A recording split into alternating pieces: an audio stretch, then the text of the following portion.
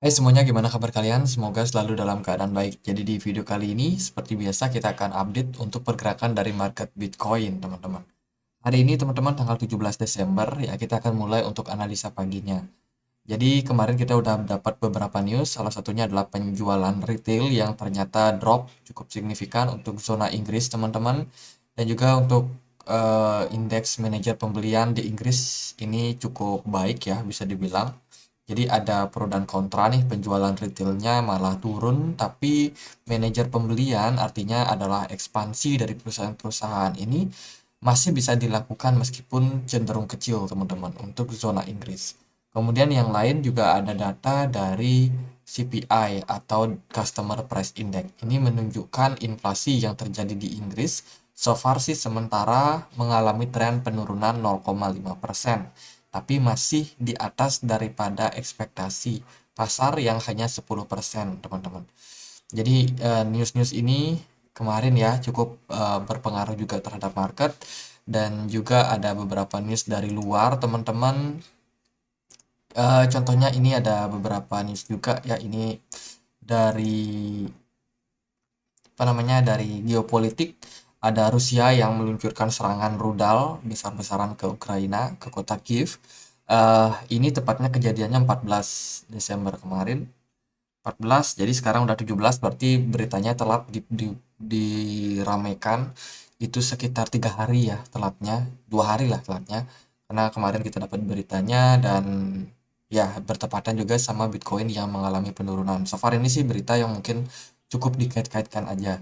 Terus juga ada protokol berbasis Solana, si Redium ya, yang mengalami eksploitasi atau penyerangan, teman-teman. Lebih dari 2 juta data pengguna. Berita yang lain ini dari Mazars yang menangguhkan audit untuk pertukaran aset kripto Binance, KuCoin, dan Crypto.com. Pasti seputar exchange yang bermasalah ya, so far perlu diaudit lebih lanjut lagi seperti apa. Kemudian ada berita juga dari Dutch Central Bank yang mengatakan KuCoin tidak terlisensi atau ilegal ya untuk memberikan servis.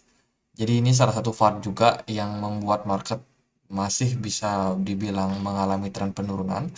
Jadi ada fund untuk KuCoin Exchange, terus juga ada eh, Jual Bank Polygon to launch Bermuda. Ini bagus ya. Ini ada stablecoin yang baru di launch yang berbasiskan oleh bank ya, yang diluncurkan oleh Jual Bank. Ini dia bergerak di blockchainnya Polygon so far. Jadi makin banyak lagi ada stablecoin yang bisa diperdagangkan, teman-teman, meskipun sekarang udah banyak ya. Jadi namanya adalah JUSD. Oke. Ini meramaikan lagi market crypto. Terus yang lain ada CryptoQuant yang melakukan verifikasi terhadap Binance Reserve, yang mengatakan bahwa ini tidak seperti FTX, teman-teman.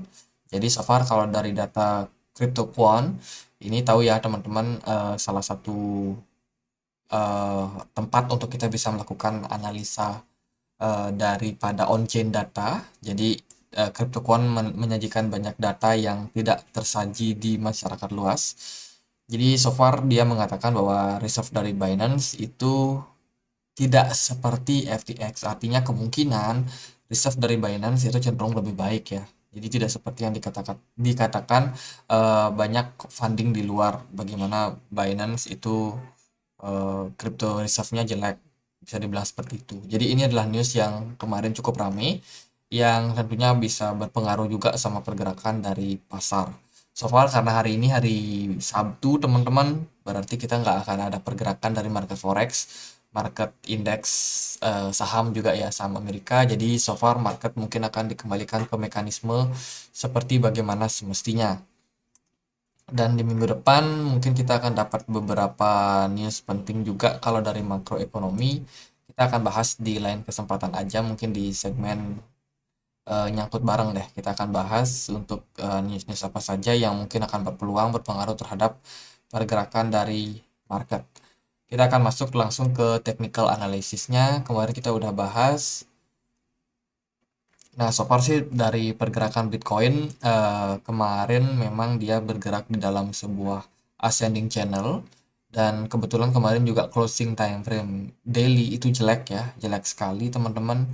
Kita closing hanya di kisaran 17.300 seperti yang saya bilang juga kemarin. Kalau Bitcoinnya closing di bawah 17.800, which is dia bener-bener closingnya di bawah seperti ini kemarin ya, yang mana itu pertanda bahwa ini tren pembalikan arah sudah terjadi. Kalau ke teman-teman cek di sini ada pola namanya shooting star.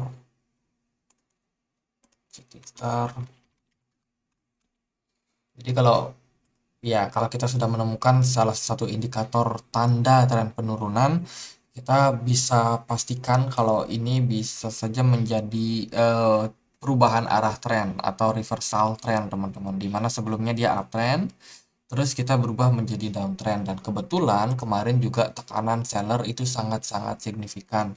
Kita bisa melihat setelah closing jelek, kemudian ya market sedikit dibawa naik dulu ke 17.500, terus benar-benar dibanting turun lagi ke 16.800. Dan so far saat ini kita sudah ketahan di level support. Mungkin kita akan menemukan posisi saat ini sebagai area di mana Bitcoin bisa ketahan sementara waktu.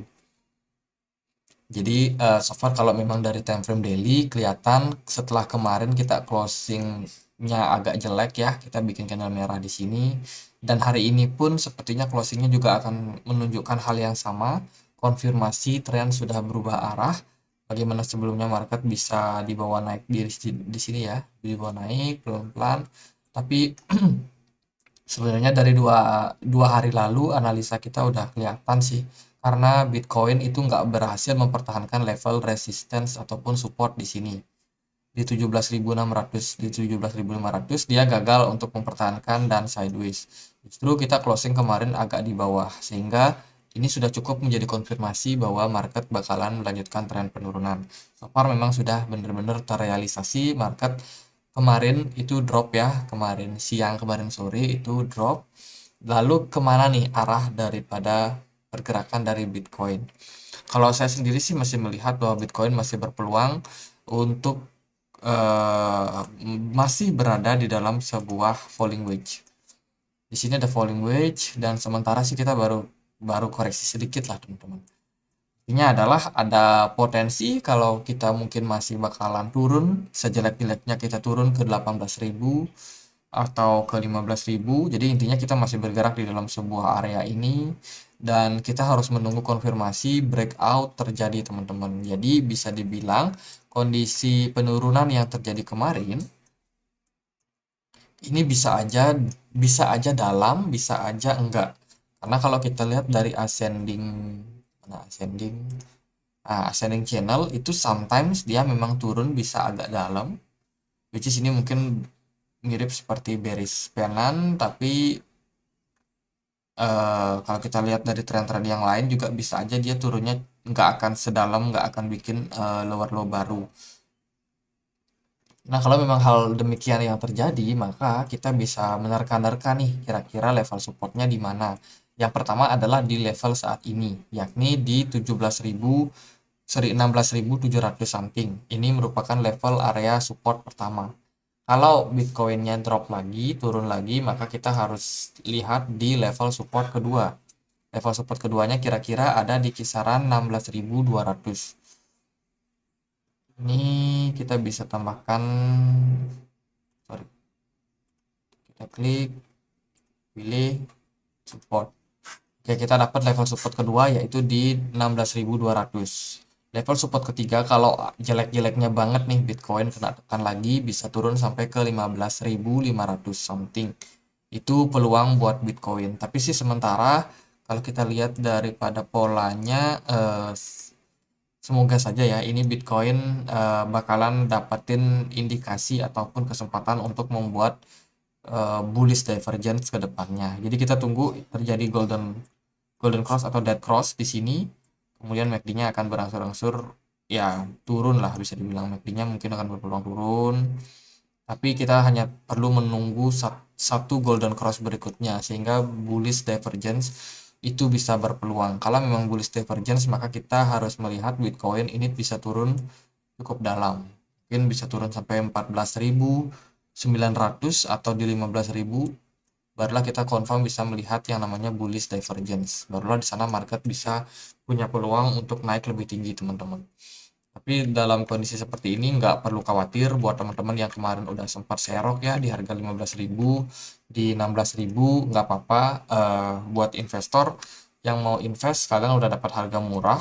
Jadi tetap lakukan money management. Kalau teman-teman punya dana lebih lagi, Bitcoinnya turun ke 14.000, turun ke 13.000, di sana teman-teman bisa ambil peluang buat beli lagi.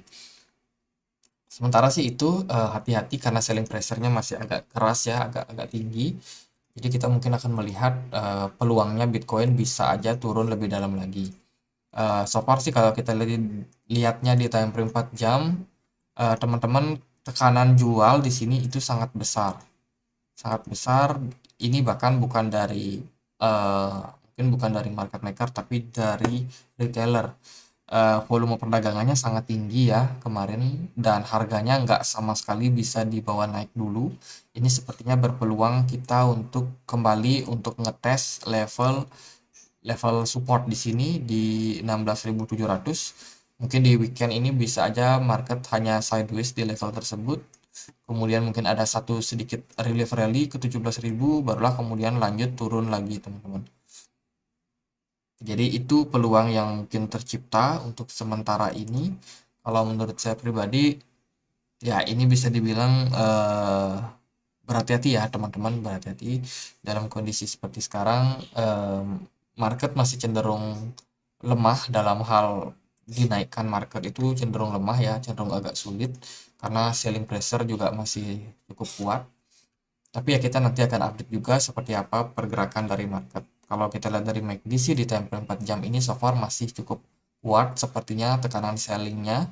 Tapi ada indikasi market bisa sideways di level support di atas dari 16.700. Kalau jelek-jeleknya dia turun ya berarti dia bisa turun lagi sampai ke 16.200-nya.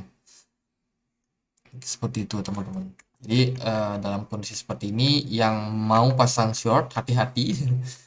Karena kalau Bitcoinnya hanya sideways di level saat ini ya teman-teman rugi total sih. Ini bukan waktu ideal buat open posisi karena posisinya sebenarnya ideal ketika dia breakout di sini atau peluang kedua kalau teman-teman yang mau cari short maka kita tunggu dulu Bitcoinnya retrace.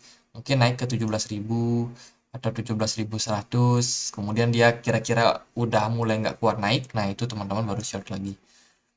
Kalau saya sih melihat ini masih bisa turun, tapi turunnya mungkin sampai 16.200 terlebih dahulu ya. Karena kalau dia turun hanya sampai di 16.800 sepertinya agak nanggung. Mungkin market akan berpeluang dibuat turun lagi, tapi semoga nggak dalam sih sampai ke 15.000 kayak kemarin. Jadi gitu. Oke, volume perdagangan mungkin di weekend hari Sabtu masih cenderung agak tinggi. Tapi kalau kita melihat besok, mungkin volume perdagangannya agak rendah ya di hari Minggunya. Jadi so far kalau memang hal tersebut terjadi, kita belum melihat juga ada tanda-tanda reversal. Di time frame 1 jam pun reversal pattern belum terbentuk. Di sini hanya ada sedikit sebuah engulfing ya, bullish engulfing. Mungkin ini bisa ngelit sedikit market buat naik di perdagangan hari ini. Kemudian juga belum ada golden cross. Which is ini golden cross mau terbentuk dari MACD-nya. Mungkin bentar lagi akan ada golden cross. Market bisa sedikit mengalami relief rally. Kalau dia nggak kuat naik, volume perdagangannya kecil ya bisa dibawa turun lagi. Oke, mungkin sekian aja pembahasan buat Bitcoin.